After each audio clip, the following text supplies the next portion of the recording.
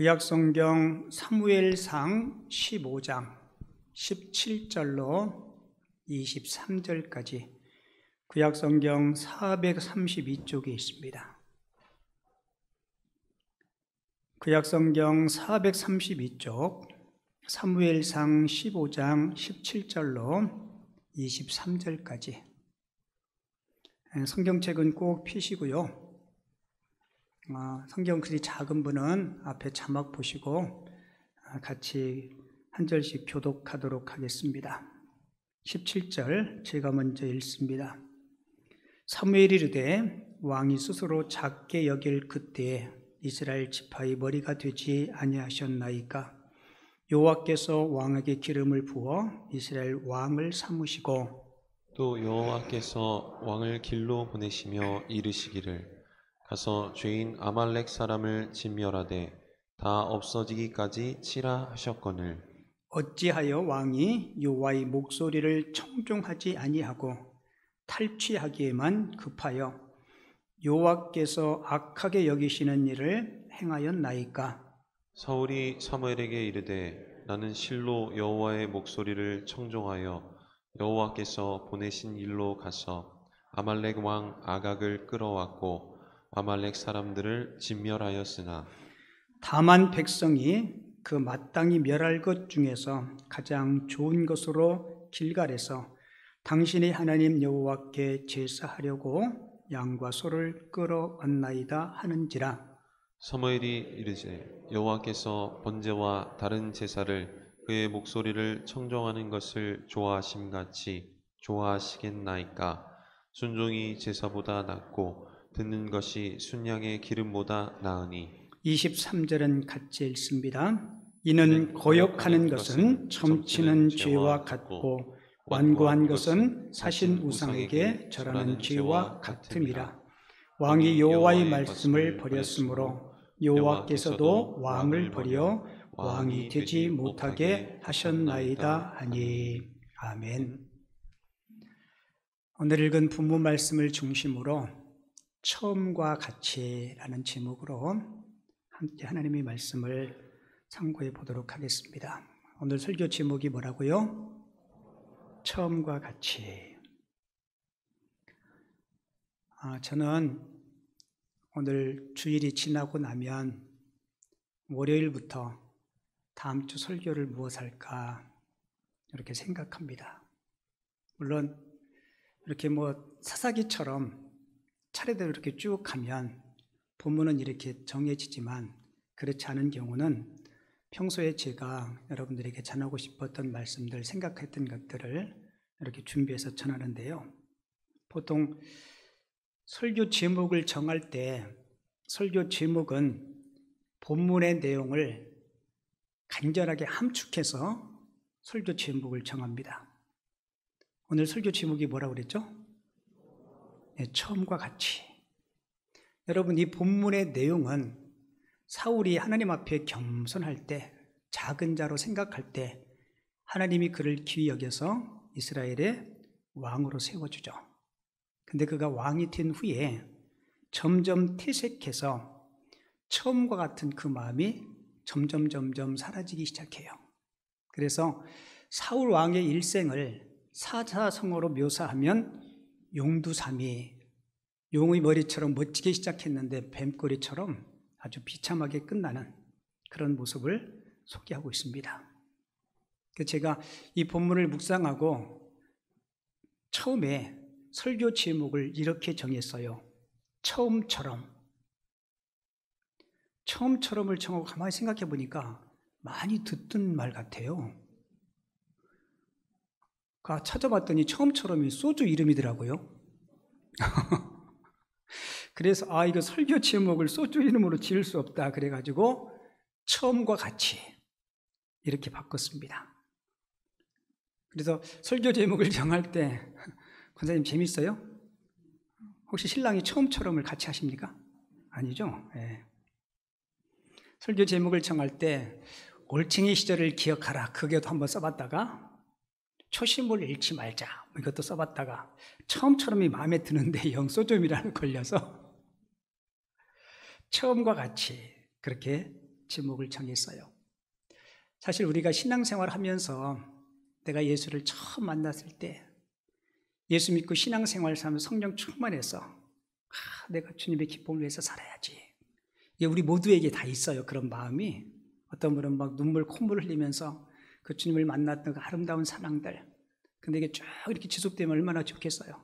근데 그러지 못할 때가 있어요. 그 대표적인 사람이 오늘 본문에 사울인데요. 하나님은 절대로 교만한 자를 쓰지 않습니다. 고든 맥도날드라는 사람이 쓴 책 가운데 영적 성장의 길이라는 책이 있어요. 저 책에 보면 이런 이야기가 기록되어 있는데요.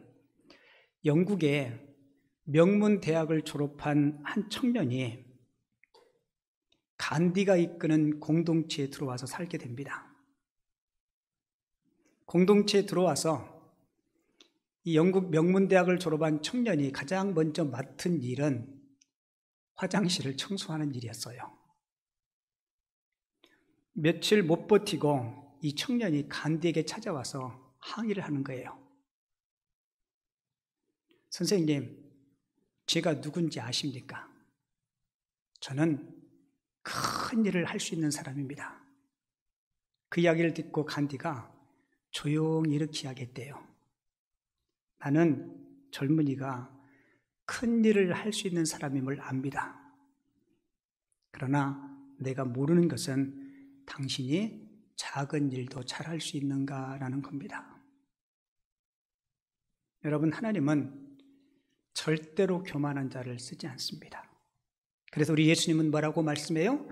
아주 작은 일에 충성한 자에게 큰 일도 맡기신다라고 말씀합니다. 여러분, 우리 인간 편에서는 큰 일, 작은 일 그렇게 보일지 모르지만 하나님 편에서 보면 어떨까요? 다 작은 일이에요. 우리 흔히 도토리 키재기라 그러죠, 그죠? 제 키가 큰 키가 아닌데요. 제가 180이 안 되거든요. 왜 웃어요? 맞잖아요. 여러분들도 다 대답 180 안 되잖아요.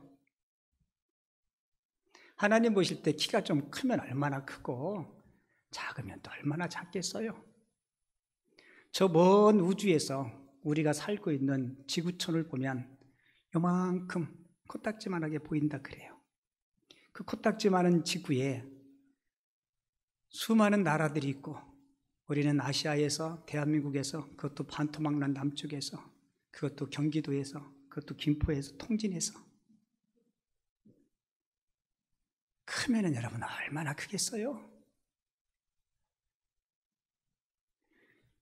여러분, 오늘 본문은 선지자 사무엘이 사울 왕을 찾아와서 엄하게 꾸중하는 내용으로 오늘 본문이 시작돼요. 그 꾸중의 내용은 이렇습니다. 사울 왕에게 당신의 과거를 뒤돌아보라. 당신의 올챙이적 때를 기억하고 생각해보라 라고 꾸중하고 책망해요. 그래서 오늘 본문은 이렇게 시작하죠. 17절에 보면 사무엘이 이르되 왕이 스스로 뭐 할 때요? 작게 여길 그때에 이스라엘 지파의 머리가 되지 아니하셨나이까? 여호와께서 왕에게 기름 부어 이스라엘 왕을 삼으시고 언제요? 스스로 작게 여길 때. 사울이 왕이 될 수 있었던 것은 겸손할 때, 스스로 작게 여길 때. 여러분, 사울이 자기가 작은 존재임을 알 때 하나님은 그를 높이 세우셨습니다. 근데 문제는 지금 사울은 자신을 그렇게 생각하고 있지 않다는 거예요. 사울 스스로가 하나님을 의지할 필요가 없다고 생각하는 순간 하나님은 그를 쓰실 수가 없었던 겁니다. 하나님을 의지하지 않겠다는 생각이 든 순간 하나님은 더 이상 사울을 왕의 자리에 앉혀 있을 수가 없었던 거예요. 저도 여러분들도 오늘 이 사울의 이야기를 들으면서 우리 자신을 한번 뒤돌아봐야 돼요. 내가 하나님의 사랑을 깨닫고 순수한 마음으로 우리 주님을 믿을 때 그 처음 모습이 지금 나에게 그대로 남아있는지, 우리가 신앙생활하고 하나님을 섬기면서 하나님의 풍성한 그 축복을 누리지 못하는 이유가 뭔지 아십니까? 하나님께서 우리를 버리셨기 때문이 아니에요. 우리가 하나님의 거룩한 도구가 되기를 거부할 때, 여러분, 그래서 하나님의 그 거룩한 은혜와 축복을 우리가 누리지 못하는 거예요.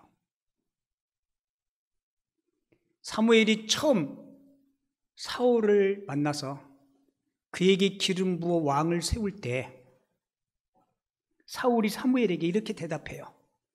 9장 21절로 거슬러 가보면 사울이 대답하여 이르되 나는 이스라엘 지파에 뭐라고 얘기해요?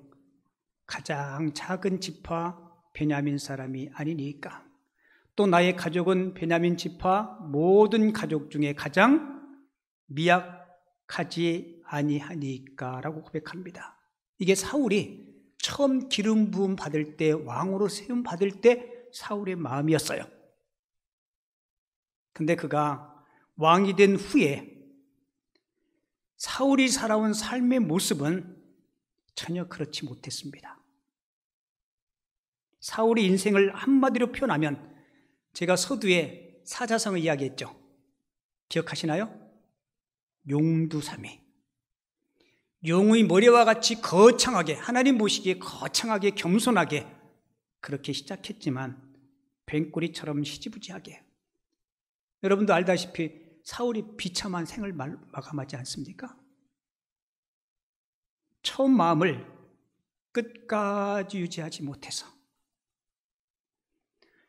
전에 집사님 한 분이, 지금은 돌아가셨는데 막 교회를 개척하고 한 2년 3년쯤 지났을 때 저한테 와서, 목사님, 제가 충언 한마디 하겠습니다. 그래서 하십시오. 그랬더니, 목사님, 초심을 잃지 마십시오. 저한테 그러더라고요. 변질되면 안 됩니다. 뭐 그런 거예요.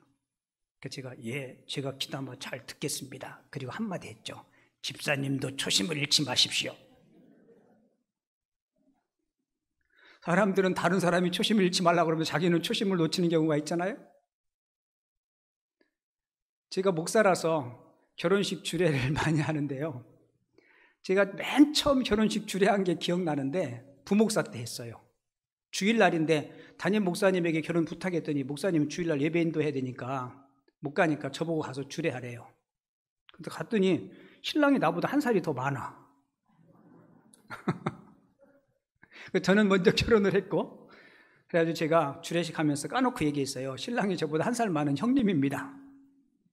하지만 제가 목회자로서, 먼저 결혼한 자로서 몇 가지 결혼 생활에 대해서 이야기하겠습니다. 그리고 쭉 주례를 했는데, 여러분, 결혼식의 순서 가운데 빼놓을 수 없는 게 하나 있죠. 뭐예요? 산서. 신랑 오른손을 들고 신부 오른손을 들고. 여러분, 그때 한 서약, 그때 한 약속이 사실일까요? 아닐까요? 진심일까요? 아닐까요? 여러분, 진심이에요. 정말 그렇게. 근데 사실은 그 약속을 생애 다 하는 그날까지 어떤 환경적인 건 여러 가지 이유들을 많겠지만 그 약속을 이루기 위해서 우리가 애써야 돼요. 수고해야 됩니다. 저는 이랬으면 좋겠어요. 저도 여러분들도 신혼 때보다 황혼 때가 우리 인생이 더 복되고 아름다웠으면 좋겠습니다. 우리 개인의 인생도 그래요. 젊었을 때보다 나이가 많이 들수록 머리가 희끗희끗하고 허리가 좀 굽더라도 인생이 더 품격이 있고 또 고상하고 아름답게 그렇게 늙어갈 수 있는 하나님의 사람들이 꼭 되시기 바랍니다. 그래서 믿음 생활하면서 저도 여러분들도요, 신앙에 한눈 팔면 안 돼요. 뭐 하면 안 돼요? 한눈 팔지 말아야 될 게 많죠, 그죠? 근데 믿음 생활에 한눈 팔면 안 돼요. 꽤 여러 해 전인데요, 어느 교회 오후 예배 때 저를 초청해서 헌신 예배 설교를 해달라 그래서 주일 3부 예배 마치고 점심 식사하고 이렇게 이제 그 교회를 쭉 가는데 한 도사리쯤 갔을까, 앞에 신호가 바뀌어서 신호대기를 하고 서 있었어요. 신호대기가 이렇게 서 있는데 이렇게 룸밀러로 보니까 저쪽 뒤에 택시 한 대가 와요. 제가 1차로에 서 있었었는데 1차로에 이렇게 쭉 오는데 제가 룸밀러로 보니까 택시 기사가 전방 주시를 안 하고 옆 사람을 쳐다보면서 이야기하고 오는 거예요. 그리고 저 사람 저렇게 계속 오다가는 나 받을 것 같은 거예요. 그래서 내가 주님, 저 오늘 오후에 헌신 예배 설교해야 됩니다. 그리고는 브레이크를 더 세게 밟고 핸들을 꽉 붙잡고 있었어요. 근데 계속 그 사람을 쳐다보는 그 짧은 순간이에요. 계속 그 사람을 쳐다보고 오는 거예요. 그래서 저러다가 받겠다 그랬는데 한 10m, 20m 전방쯤 와가지고 전방 주시를 딱 하더니 제 차를 보더니 브레이크 밟아도 이미 시간이 늦었어요. 핸들을 2차선 쪽으로 콱 돌리는데 조수석 뒷궁문이를 쾅 받고 나갔어요. 그리고는 내렸죠. 저도 내렸고요. 그분이 저를 딱 보고 첫 번째 한마디 뭔지 아세요? 이렇게 하겠어요. 왜 갑자기 쓰셨어요? 왜 이분은 한눈 팔다가 갑자기 나를 보니까 차가 서 있는 거야. 그 제가 그분한테 딱 이야기했어요. 제가 룸밀러로 봤거든요. 옆에 손님하고 이야기하고 오셨죠? 그랬더니 아무 말도 못해. 여러분 그 시간이 한 제가 1분 정도 얘기했는데 1분 동안 한눈 팔았을까요? 아니요. 한 50m, 60m 후방이니까 시속 한 60, 70으로 달리면 한 2초, 3초 그 짧은 순간이에요. 여러분 그 짧은 순간 한눈 팔으니까 만약에 한 0.5초나 1초만 한눈 팔았으면 제 후미를 정면으로 받았을 거예요. 여러분 운전도 그런데 하물며 그거보다 더 귀한 우리의 영혼, 우리의 신앙생활 하면서 우리는 솔직히 어떤 때는 1년도 한눈 팔고 어떤 분은 교회 오셔서 옛날에 교회 다녔는데 15년 동안 방학했대. 하나님이 방학하시던가요? 그랬더니 아니요, 지 맘대로 방학했대.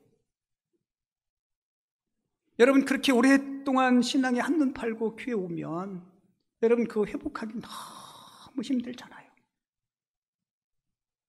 여러분 믿음을 쌓는 것은요 오랜 시간과 열정이 필요해요. 그런데 믿음이 무너지는 것은 단 몇 초, 몇 순간 와르르 무너질 수 있어요. 오늘 본문의 사울이 그렇지 않습니까? 여러분 아멜렉과의 전쟁에서 승리한 후에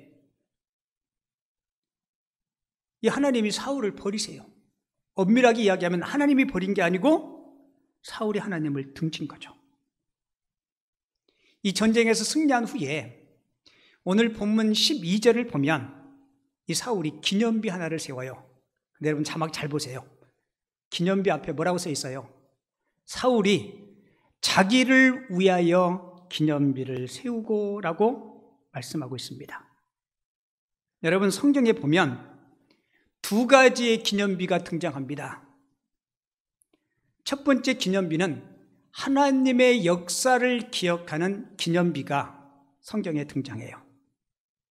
여러분 이스라엘 백성들이 요단강을 건너죠. 하나님의 기적으로 강을 건너요. 건넌 후에 12지파들로 12지파가 돌을 가져다가 길갈에 12개의 큰 요즘으로 이야기하면 비석 같은 기념비를 세웁니다. 그 기념비를 세운 이유가 뭘까요? 하나님께서 요단강을 마른 땅같이 건너게 하셨다. 요거를 기억하고 기념하기 위해서. 왜요? 그 당시 세대는 본인이 몸소 체험했기 때문에 알아요. 근데 한 세대가 지나고 두 세대가 지나고 후에 자녀들이 아빠, 저 길갈에 있는 저 큰 12개의 돌은 왜 세운 거예요? 라고 물으면 아빠, 엄마, 할아버지, 할머니가 뭐라고 이야기할까요?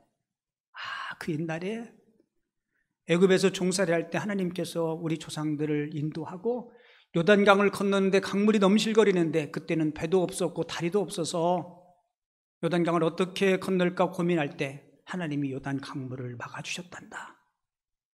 그래서 저 돌은 강 중앙에 있던 돌들을 각 지파별로 하나씩 가져와서 이곳에 기념비로 세운 거야. 여러분 얼마나 산교육이 되겠어요? 그리고 또 하나의 기념비는 사울이 자신을 드러나기 위해서 세운 기념비입니다. 여러분에게 질문 하나 드릴게요. 아멜렉과 이스라엘, 사울과 아멜렉이 전쟁할 때 그 전쟁에서 승리해요. 여러분 승리의 비결이 어디에 있었는지 아세요? 예, 하나님께서 도와주셨기 때문에 그 전쟁에서 승리한 거예요. 그런데 이 전쟁에서 승리한 후에 사울은요, 하나님의 흔적을 남겨야 되는데 자기 자신의 흔적을 남기고 싶었던 거예요. 아까 여러분 성경 읽었죠? 12절에 자기를 위하여 뭐를 세워요? 기념비를 세웠다라고 기록합니다.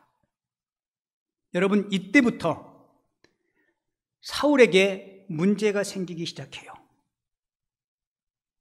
자, 여러분도 잘 들으세요. 여러분들의 삶에 하나님의 흔적이 없어지면 하나님과 거리가 멀어지기 시작합니다. 그리고 하나님의 능력을 더는 의지하지 않게 돼요.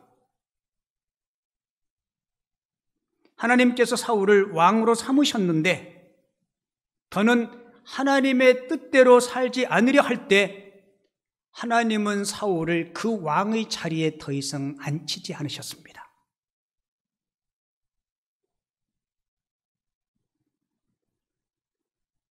여러분, 우리가 신앙생활 하는 것이 하나님의 뜻 안에 거해서 하나님의 뜻을 이루면서 살아가는 것, 이게 사실은 엄밀하게 하나님을 위한 삶 같지만 저와 여러분들을 위한 삶임을 꼭 기억하시기 바랍니다. 이런 겸손했던 사울이 전쟁에서 승리한 후에 하나님에 대한 흔적은 지워버리고 자기를 위해서 기념비를 세우려는 이 교만한 마음이 찾아온 거예요. 어느 깊은 산속에 맑고 깨끗한 연못이 있었는데요, 아침에 동이 트면 그 산속에 살고 있는 여러 짐승들이 물을 마시려고 그 연못에 모이게 됩니다. 그 많은 짐승들 가운데 멋진 뿔을 가진 사슴 한 마리도 있었어요. 이 사슴이 물을 먹으려고 그 연못에 비춰진 자신의 모습을 보니까 뿔이 너무 멋진 거예요. 다른 짐승들을 보니까 다 민머리고 대머리고 보잘것없는 거예요. 그래서 혼자 연못에 비춰진 자기 뿔을 보면서 야, 내 뿔 참 근사하다, 멋진 나무같이 하늘을 쭉쭉 뻗어있네, 그러면서 자기 모습에 스스로 감동하고 스스로 기뻐하고, 그런 찰나에 숲속에서 사자 한 마리가 나타나서 으르렁대기 시작합니다. 모든 짐승들이 걸음아 나살려라 도망가고 사슴도 걸음아 나살려고 도망가다가 그 멋지게 생긴 그 뿔이 수풀에 걸려가지고 사자한테 잡혀 먹었대요. 여러분, 사슴이 왜 죽어요? 자기 자랑거리였던 그 뿔 때문에 죽었습니다. 여러분, 우리가 인생을 살면서 우리 각자에게 자랑거리가 있다는 것은 좋은 거예요. 여러분 맞죠? 그리고 저도 그렇고 여러분들도 그렇고 우리 교회도 그렇고 자랑거리가 많았으면 좋겠어요. 하지만 그 자랑은 주 안에서 하셔야 됩니다. 예를 들면 어느 분이 돈을 많이 벌었어요. 부자가 됐습니다. 그럼 어떻게 감사해야 돼요? 이렇게 감사해야 돼요. 하나님, 저에게 재물 얻을 능력을 주심에 감사합니다. 그리고 얻은 그 재물, 하나님께서 선물로 주신 그 재물을 하나님의 기쁨과 영광을 위해서 써야 돼요. 혹시 여러분들 중에 학교 다니면서 전교 수석하신 분 계신가요? 여러분, 공부 잘하는 사람, 하나님께서 그 지식, 그 지혜 준 거에 대해서 뭐 해야 돼요? 감사해야 돼요. 공부도 여러분 은사입니다. 혹시 여러분들 수학자 그 큐빅인가 이렇게 돌려서 맞히는 거 있죠, 색깔. 그거 해보셨어요? 제가 이걸 맞춰야 되는데 도저히 아마 한쪽만 맞추면 이쪽이 틀리고 안 돼요. 그래가지고 제 아들한테 물어봤어요. 대우가 이거 어떻게 맞추는 거냐 그랬더니 아빠 그거요 수학자가 만든 거라서 수학 공식이 있어요. 그래서 제가 인터넷 검색해 봤어요. 큐빅 공식 치니까 막 쭉 나오는데 봐도 몰라. 그래가지고 너 맞힐 수 있냐 그랬더니 예 저는 맞힐 수 있어요. 그랬더니 줬더니 이렇게 한 얼마 안 걸렸어요. 3분 이내에 그걸 맞춰요. 제가 또 오기가 있잖아요. 나도 한번 맞춰보겠다. 한참을 씨름해도 안 맞아가지고 벤치 갔다가 빼가지고 맞췄어요.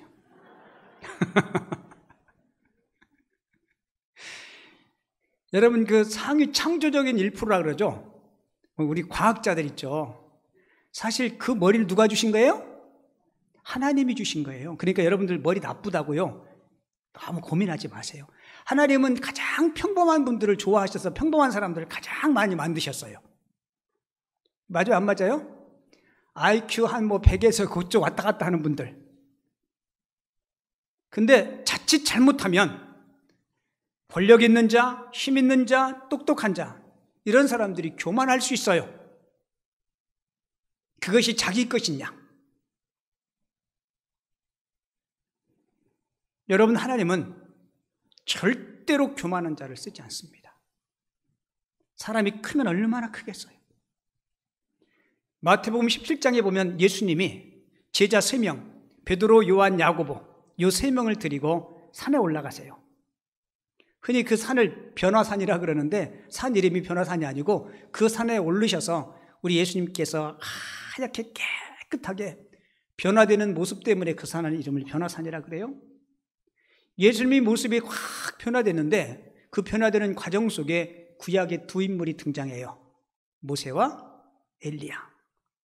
3명의 제자들이 그 모습을 보니까 너무 환상적인 거예요. 그러자 베드로가 예수님께 이렇게 부탁하죠. 예수님을 위해서 모세와 엘리야를 위해서 여기 초막셋을 지면 어떻겠습니까? 그러니까 저 밑에 산 밑에 새 속에 나가서 살기 싫은 거예요. 그러니까 너무 환상적이고 좋은 거예요. 여러분 베드로가 초막셋을 지켰다는 이 말의 의미를 오늘 본문과 빗대서 이야기하면 기념비를 세우면 어떻겠습니까? 라는 의미예요. 그때 하늘에서 한 음성이 들려오죠. 마태복음 17장 5절에 보면 이는 내 사랑하는 아들이요 내 기뻐하는 자니 너희는 뭐라고 해요? 그의 말을 들으라 라고 이야기하죠. 무슨 뜻이에요? 쓸데없이 기념비 초막셋을 짓지 말고 너는 주님의 말씀을 듣고 빨리 세상에 내려가서 내게 맡겨진 귀한 일을 감당하라는 뜻입니다. 여러분 아무리 훌륭한 신앙의 영웅들도 하나님의 도구일 뿐임을 꼭 기억하시기 바랍니다. 모세가 되었든 아브라함이 되었든 엘리야가 되었든 누구가 되었든 그 누구도 주님의 영광을 대신할 수가 없는 거예요. 여러분 구약을 대표하는 두 인물 아까 누구라 그랬어요?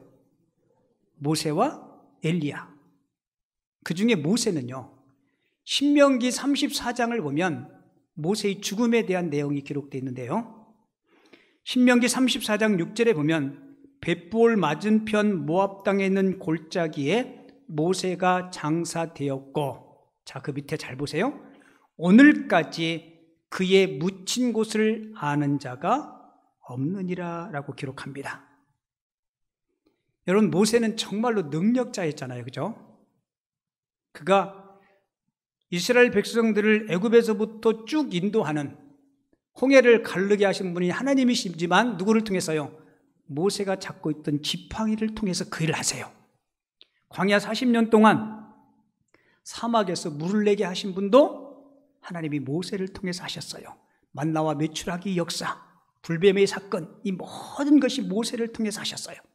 그러니까 이스라엘 백성들 보기에는 이 모세는 정말 대단한 사람이에요. 만약에 그가 죽은 후에 그의 무덤, 그의 시신을 만약에 사람들이 알게 됐다면 어쩌면 그 시신을 뭐 했을까요? 신격화할 위험성이 있기 때문에 하나님께서 모세의 장례를 치른 그 장례에 관여한 모든 사람들의 기억 속에 모세를 어디다 묻었는지에 대해서 깨끗이 지워버린 거예요. 무슨 의미예요? 누구도 하나님의 영광을 대신할 수가 없다는 겁니다. 김범곤 목사님이 생명의 떡 오직 예수라는 책에 이런 의미 있는 글을 실었는데요. 제가 여러분들에게 읽어드릴 테니까 여러분들 자막 보세요. 자연은 없습니다. 모든 것은 하나님이 만드신 천연입니다. 자비량이 아닙니다. 주님이 준비하시는 주비량입니다. 자존심은 안 됩니다. 주님만 높이는 주존심이어야 합니다. 스스로 자자가 들어가면 타락입니다. 자생하려고 하면 망합니다. 하나님 없이 자생하려다가 영원한 사망으로 떨어진 것이 마귀입니다. 스스로 계시고 사시는 분은 오직 하나님뿐입니다. 우리는 살라는 대로 살아야 할 생명입니다.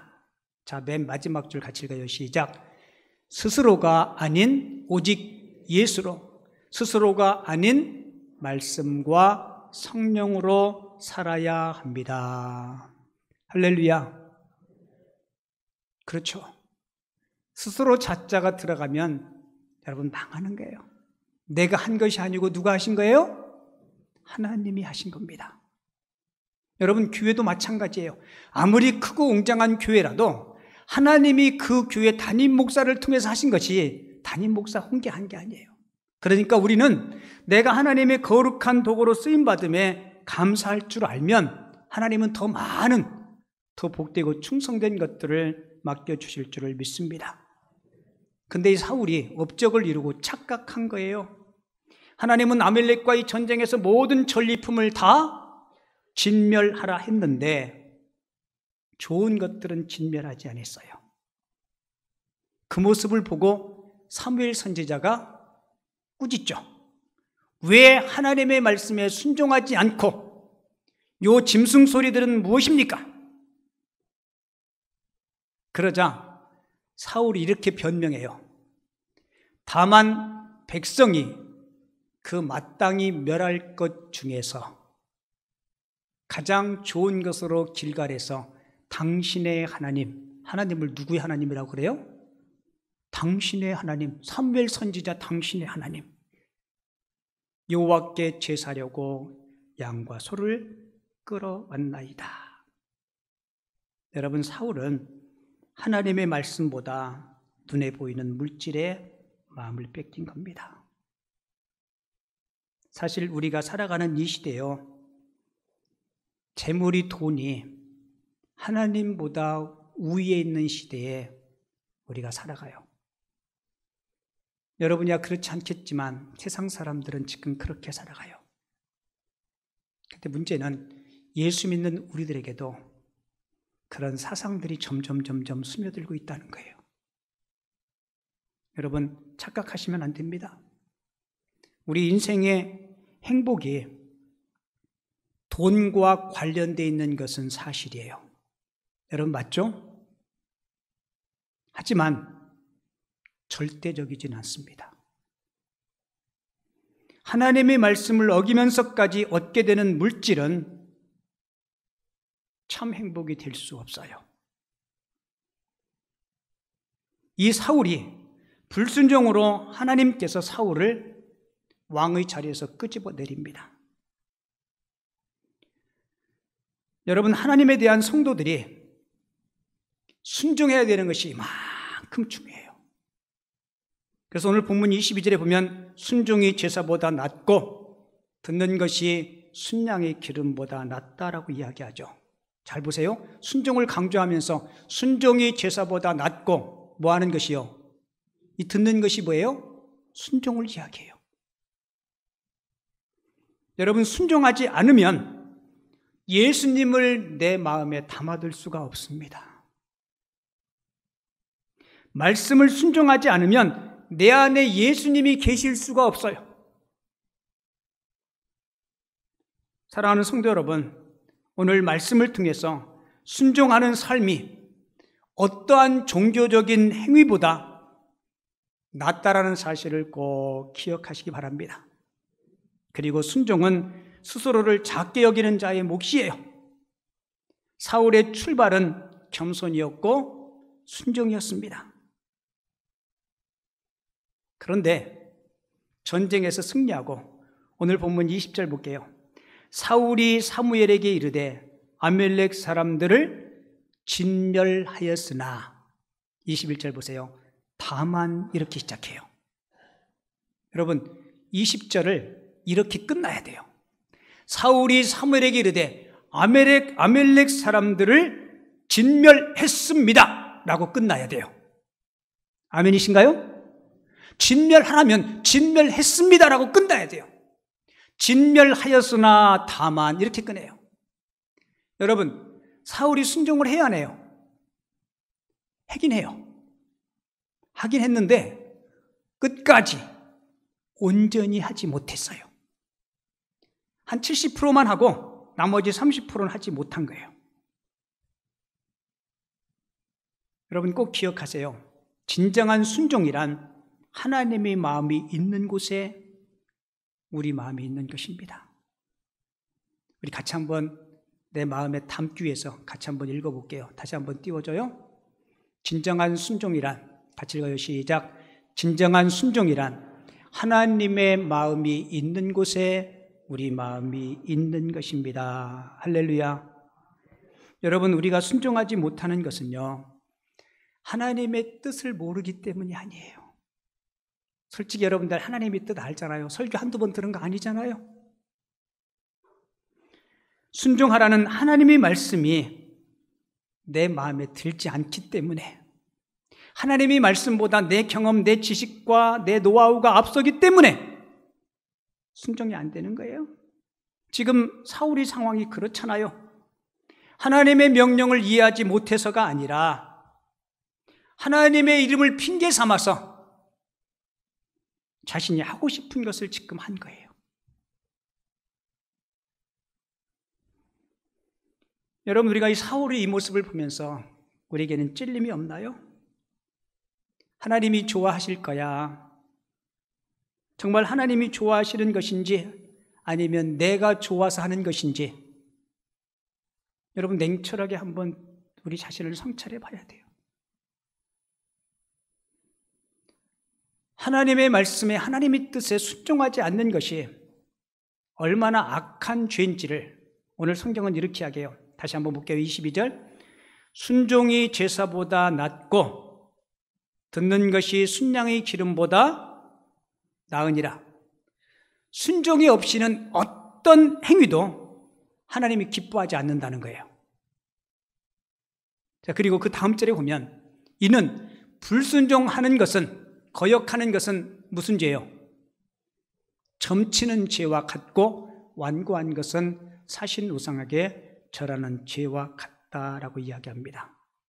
불순종의 죄악을 재밌게 표현하죠. 여러분 점치는 죄, 이거는 미신을 믿는 겁니다. 이방신을 섬기는 거예요.